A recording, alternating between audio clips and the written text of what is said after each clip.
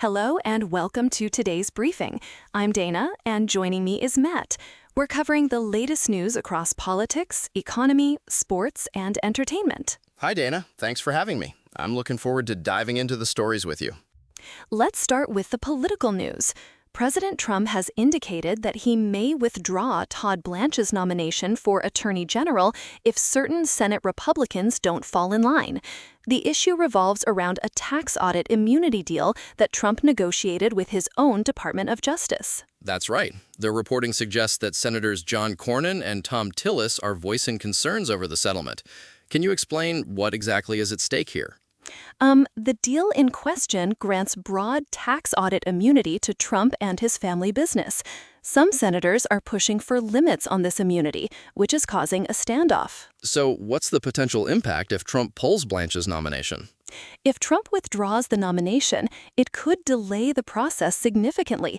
The Senate would have to restart the confirmation process later, which might be challenging given the current political climate. That ties into the next story about Blanche's nomination. The Senate panel has delayed the vote on Blanche's nomination due to concerns from key Republicans.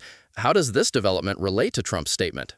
The delay is directly linked to the concerns raised by Senators Cornyn and Tillis, among others. They're seeking more clarity on the tax audit immunity deal, which is part of the broader settlement between Trump and the IRS. The AP NORC poll on Trump's handling of Iran is another significant political story. Most Americans say the war in Iran hasn't been worth fighting, and Trump's approval ratings on this issue have dropped slightly. What are the implications of this poll for Republicans heading into the midterms?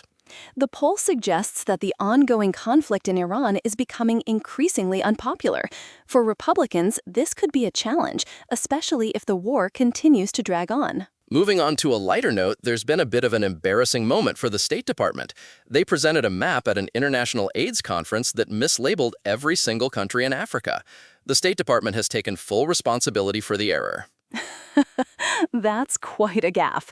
The State Department blamed a staffer for the mistake and is investigating whether it was related to AI. On a more positive note, Dr. Erica Schwartz's nomination for CDC director has advanced in the Senate. What are the key points about her nomination? Dr. Schwartz's nomination has cleared a Senate committee hurdle. There were some concerns about potential political meddling, but the committee has moved her nomination forward. Shifting to the economy, Microsoft has reported strong quarterly earnings. They beat Wall Street expectations with $90 billion in revenue, driven by growth in their cloud computing platform and increased paid AI users. That's significant. The earnings report shows an 18% increase from the same period last year. Analysts were expecting strong performance, but Microsoft exceeded those expectations. There's been a major development in the film industry with Jason Kloth's indictment. He's been accused of running a $100 million Ponzi scheme related to movie funding. What are the details? Kloth, known for financing films like Joker and Ghostbusters Afterlife, is facing wire fraud charges. Prosecutors allege that he misused investor funds for personal gain. Jaguar Land Rover is also making headlines with plans to cut hundreds of jobs. This move is part of a broader restructuring effort following a significant cyber attack that impacted their operations and finances. The cyber attack resulted in a £1.9 billion loss, and the company is now undergoing a major overhaul.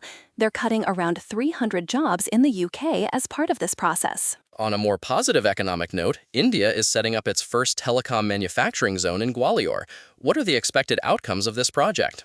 The telecom manufacturing zone is expected to attract significant investments, potentially up to Rs 9,000 crore. It will help India emerge as a global hub for telecom design and manufacturing. Mortgage rates have hit their highest level in a year. What's driving this increase? The rise in mortgage rates is linked to inflation concerns and the Fed's interest rate decisions. The benchmark 30-year fixed-rate mortgage rate has risen to 6.66. In sports news, Packers legend Amon Green has revealed his Parkinson's diagnosis. What are the details around his announcement? Green, 49, was diagnosed with early-onset Parkinson's disease in January 2025. He's been open about his condition, raising awareness about the disease. Sadly, former Chargers linebacker Billy Ray Smith Jr. has passed away at 64. What was his contribution to the sport? Smith played his entire 10-year NFL career with the San Diego Chargers after being drafted 5th overall in 1983. He was known for his prowess as a linebacker. FIFA is investigating the Argentina Football Association and several players over alleged World Cup violations. What are the specifics of the allegations? The investigation involves alleged breaches during the World Cup, though the exact details of the violations haven't been made public yet. The WNBA has deleted a social media post showing Angel Reese and Paige Buchers betting on a game. What was the reasoning behind this decision? The WNBA said the post missed the mark, and while the players won't be punished, the league handled the matter internally. There's been a controversy at the Commonwealth Games involving Idi Amin's grandson. What happened? Aziz Abdul, the grandson of Idi Amin, was disqualified from his boxing match after being penalized for a headbutt. The incident sparked accusations of officiating bias. In entertainment news, George and Amal Clooney had to evacuate their French home due to wildfires. What are the circumstances surrounding their evacuation? The Clooneys left their home near Brignoles as a fast-moving wildfire broke out nearby. They've been supportive of the local community during this crisis. Jared Leto has denied sexual assault allegations made in a BBC documentary. What are the allegations against him? 4 women have accused Leto of sexual misconduct when they were teenagers. Leto has called these claims absolutely and categorically false. Ben Affleck won $1 million for charity on Who Wants to Be a Millionaire. How did he react? Affleck was visibly excited, hugging his partner Jamie Ding after winning. They donated the prize to the Eastern Congo Initiative, a nonprofit Affleck founded. BTS has decided not to submit music for the Grammys after a new Asian music category was introduced. What might be behind their decision? The group's statement suggests they might be protesting the new category.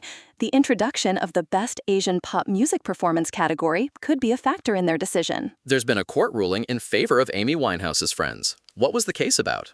Mitch Winehouse, Amy's father, had sued her friends over the sale of her personal items at auction. The judge ruled that Winehouse knew all along about the intended sale and ordered him to pay nearly £1 million. In tech news, some robotaxis are now approved to operate without steering wheels. What are the implications of this development? Amazon's Zoox vehicles have received approval to operate without traditional controls. This could pave the way for more autonomous vehicles on the road. Finally, Google has teased the Pixel 11 Pro ahead of its launch. What are the new features? The latest teaser highlights the Pixel Glow feature and the new camera bar. There's speculation about deeper Gemini integration and other AI-powered upgrades. Well, that's all the time we have for today. Thanks for joining me, Dana. Thanks, Matt. It's been a pleasure discussing these stories with you. Until next time, goodbye. Goodbye.